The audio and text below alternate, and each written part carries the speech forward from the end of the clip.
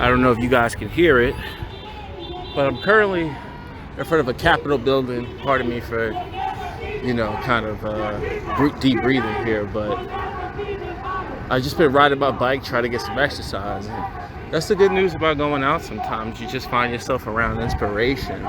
So I was riding my bike, currently in the city of Atlanta right now, and just happened to ride my bike on a usual route that I normally come by the Capitol. It's part of one of my my bike rides, and or at least the path that I take.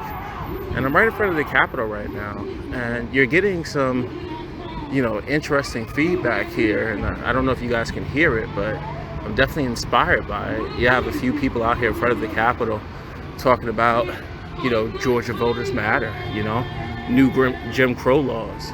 And we have black brothers here. We have black sisters here. We also have our white brothers and sisters here as well. So, know that the fight is here. People are here on your side trying to make sure your voices are heard. And like I mentioned before in another video, I haven't always voted. But I must say, I feel like I'm a part of some kind of calling now, but not like an occult like or anything like that. But you find inspiration in things sometimes when you might not be looking, or maybe there's a calling inside of you that feels like you need to voice your opinion to help influence change. And I must say, I'm proud about what I'm seeing here. We got maybe about 50 people here, but their voices are heard, and they make sure that they have signs in front of the Capitol building. Now, I will say, I haven't seen any politicians come out here, so far, but I guess the plan is for their voices to be heard. I must say that they're fighting for things that we all say we want. Now, I know some of you brothers and sisters couldn't be here right now. You're trying to make ends meet. You might be going to work. You might just not have access to knowing about this event or access to get here. But just know that people are here fighting for you. So if they're fighting for you, they're voicing their opinions about causes and policies that affect you. We have to do our part. And I know a lot of people do our part as far as, going out and voting, but it shows you that maybe we need more of our Latino brothers, our white brothers, and our black brothers, throughout the diaspora and currently here in Georgia. So I think it's real impactful to just know that you can just be out exercising and trying to find your opinion, trying to find your voice, or just trying to find some inspiration.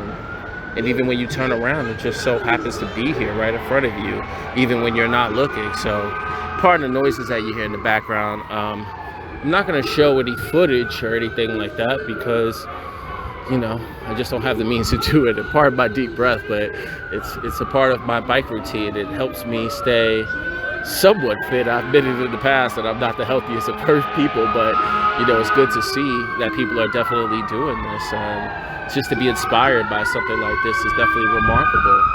So sorry, I had to stop the recording there. You probably still hear the fire siren in the back, but I must say, I'm really impressed by what you see here. You can't really tell who's here politically as far as their activist organizations, but nevertheless, you are inspired to hear other voices that are out here trying to connect with people and make sure people have rights to vote.